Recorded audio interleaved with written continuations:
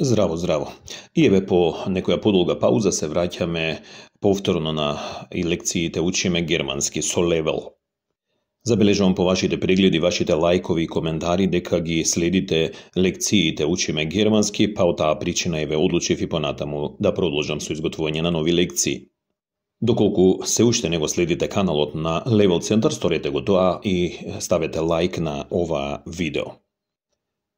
Во денешното видео ќе ги одработиме малку личните заменки. Значи, ние ги учевме веќе личните заменки, ни беа дадени во номинативна форма.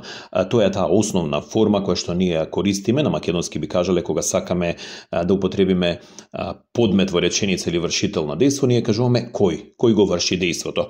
Тоа се личните заменки во номинатив. Во германскиот ги имаме их, јас, ду, ти, еа, тој, зи, таа, ес, тоа.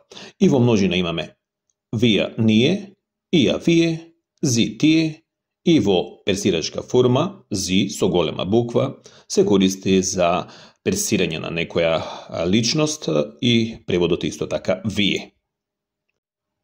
Малку е потешко во македонскиот јазик да објасните некому што е тоа падеж.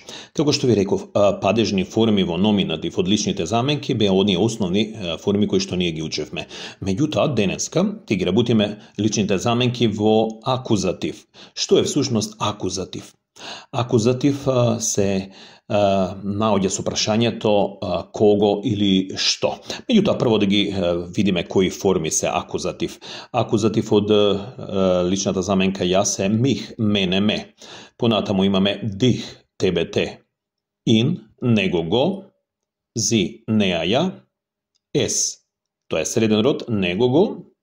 Унс, нас, не. Оих, вас, ве. Зи, нив, ги. И зи повторно, персирачка форма, вас, ве. За номинатив се користи прашално зборче веа или кој.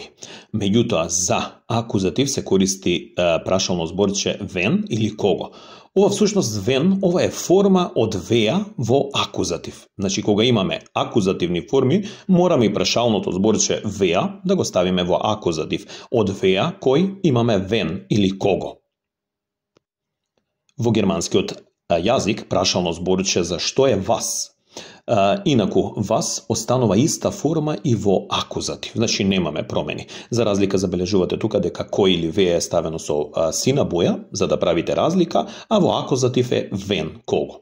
Истото е тоа, уште еднаш ќе направам еден преглед на личните заменки, забележувате номинатив их, акузатив мих, номинатив ду или ти, во акузатив дих.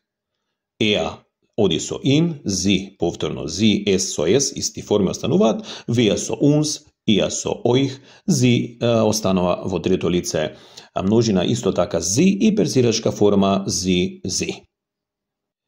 Јас се надевам дека оваа прва лекција во која што ги спомнуваме падежите ќе ви користи. Почнав од личните заменки бидејќи се најмногу користени и е некоја основа на секој јазик. Ова е мал вовед за падежите, ќе продолжиме понатаму, значи во некоја од лекциите. Ви благодарам што го следите каналот на Level Center и што ја следите оваа лекција. Чус!